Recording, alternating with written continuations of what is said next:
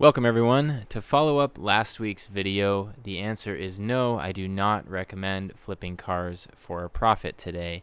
The big trend today is to invest in the sharing economy. So with the sharing economy, you can leverage it to own exotic cars and also turn a profit off of them. If this seems like too daunting or too risky of a venture after we go over it, the sharing economy also gives you access to renting these vehicles for much lower price points than previously possible. So if you just want to go out and experience it, you can just simply rent the car, pay a small fee, and enjoy it, and then not deal with the hassle of ownership. So that's pretty neat. What I like about this model is that it does not require a specific skill set in order to turn a profit. When I bought cars and fixed them up in order to flip them for a profit, this required specific skills, and that's the reason that I can't recommend it to everyone. As a millennial living in a high cost of living area, the sharing economy is very interesting to me, specifically because housing costs are exceeding wage growth in this area. These cars are returning more than real estate. That is, the cap rate is higher on the cars than it is on the real estate here. And cars are typically not investments, but this is actually really cool. So in Southern California, when people fly into LAX or Orange County, many individuals are willing to pay more for a rental car in order to have an enjoyable trip.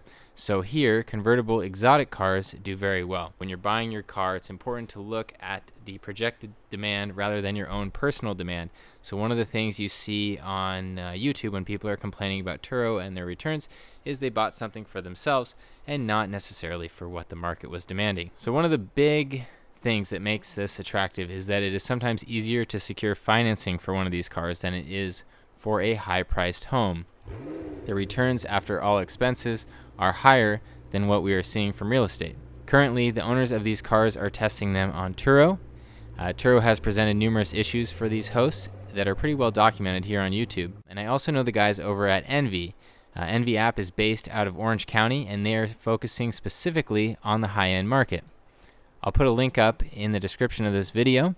Let's go out and take one of these cars for a test drive. Today we are going to be looking at this Audi R8 V8 Spider, and this is a 2014 with the dual clutch transmission. And let me tell you that the dual clutch transmission does make quite a bit of difference over the older transmission in this car. Now this car was given to me today by the owner. The owner uses this car as a rental car. It's very exciting that they let me borrow this today, and so we're going to go walk around and take a look at it. I have a little camera here. I'm going to show you up close with this Audi R8. The first thing you notice is that this is a convertible. The convertible top is down and it has these beautiful red leather seats. The first thing I want to show you is you come around to the front of the car and you open the hood. Now with the Audi R8, this is a mid-engine car, and so there is no engine up front. This is your battery compartment right here. If we open this guy up, you can see that the battery is in there. Your tools are down here, and that is the front of the car. We're going to close this guy, walk around. I want to show you all angles of this car because it really looks good from all angles. Coming around here, you see these massive brakes. You have a steel floating rotor. You have, it looks like an 8-piston caliper up there. These are just massive brakes, and look at the design of this car. It's beautiful. Coming back here, you have this area here where your soft top is stored. You have a little window that comes up here. It's a wind deflector. And you have the engine lid right here. We're going to open that up and take a look inside. This is your spoiler, which will pop up when you're driving along. This is your gas cap right here. And so let's pop open that engine compartment. Now there are two ways to pop open the engine compartment. There is a switch. If you come around here, you can see there's a switch right there. And if we come back over here, because the car is off, we're going to move the seat up. There's actually a manual way to open the engine compartment. There's a little loop down here. I pull it, and I can open the engine compartment. Now take a look at the way this engine is mounted. It's a V8. And you can see that one cylinder bank is running that way and one is running that way. Whereas in my Lotus, the Lotus was a transverse mounted mid-engine car. And so this is a little bit different. Very beautiful and very tightly packaged in here. And so the engine's here, the convertible top is packaged right on top. You can see that that is quite a feat of engineering. Look at how much room there is there, not much.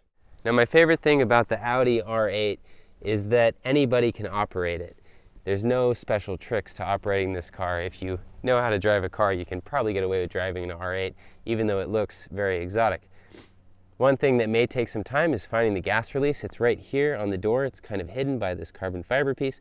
But if we press this button, it will open up our gas door, and that is how we fill up our Audi R8. Now I'm going to close it.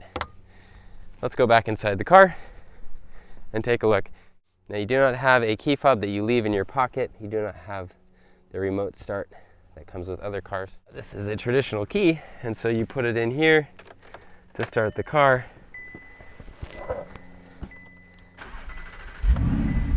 Start it up, we get the nice V8 sound. Everything is nicely packaged here. Now this is your convertible top switch. This is that window that I was telling you about. This is your spoiler. You see it popped up there. We'll go take a look at that in a second. You have your glove box over here. And you have your manual, which I took out right here. Now the reason that I took the manual out is because the convertible top actually is not working right now, and I have to drop it off at the Audi dealer after this, which is unfortunate. See, we have a little light on with the convertible top. And that is one of the things to note with these exotic cars is they will break and they are expensive to maintain. And so that's very important. So in my mind, it may be better to rent one of these guys. So that's the general overview of the car. Let's go take it for a test drive. All right, so we're gonna go for a little test drive right now. We are in the automatic mode with the transmission. This is the dual clutch, 7-speed transmission. We're gonna take off, go down the back roads a little bit, and show you how this car drives and behaves on the road. All right, first gear, manual. We have these paddles on the wheel to operate the gearbox.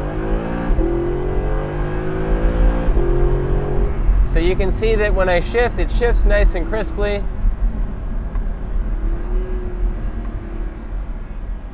Downshift and it will auto blip for you into the lower gear. It's very pleasurable to drive. We're going into first gear now. Looking out, nobody on the road. Give it some gas.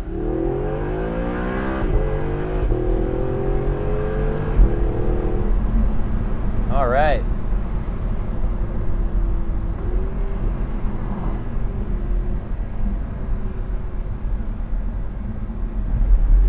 Now, one of the best parts about a mid-engine car is taking it out to the back roads and seeing how the car behaves on the curves. And so that is the thing we're going to do with this car. And this is the V8 and not the V10 version of the Audi R8. So it's not mind-blowingly fast, but it is very rewarding to drive. So we come around these corners, blip the throttle, and it's just a ton of fun. So we can cruise up this way.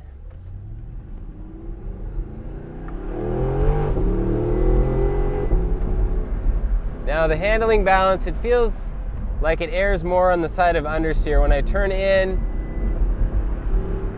the front end feels like it wants to slide around a little bit.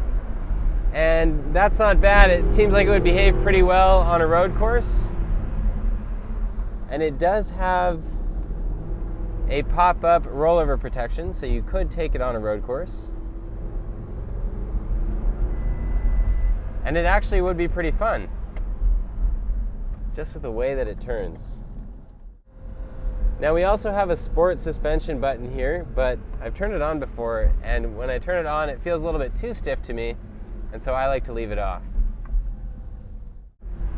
Overall, just a very pleasurable car to drive. It's not super fast. It's not going to throw your head back, but when you step on the gas, you do hear that engine, and it does sound very nice. It's a very well balanced package. It's a very rewarding car to drive, and it's not scary to drive. It's not going to step out on you. You're not going to go flying off the road like some other sports cars that I will not mention, but it is just a very friendly car. It's one of the most friendly, exotic looking cars that I've driven. I think that anybody could get in this car. enjoy the drive and not feel intimidated by the car. It's not super fast. It's not super scary when you turn in. Now looking back through my rearview mirror, I can see the heat coming off of the engine. There's some heat waves behind me, which is kind of cool. The engine is right back there. All right, so we're in first gear. We're in manual mode. I'm gonna give it full throttle now. We're revving out to 8,000 RPM. And it just sounds really nice. It's a nice sounding engine. Again, not blisteringly fast. We're not flying along at 150 miles an hour or anything crazy like we do with these overpowered cars. It's just a really nice amount of power. It's a satisfying drive. All right, so you get a good feel of the car now. We're gonna go back to the garage and I'm gonna show you how complicated it is to manually open this convertible top. It might take me a couple hours to do this. I was looking in the manual on the procedure and it's extremely involved, and that is pretty normal with a mid-engine car because of the packaging. We're stuck behind a Bentley here who's going very slow. That is all I have for you guys. Thank you for watching. Make sure that you enjoy your car.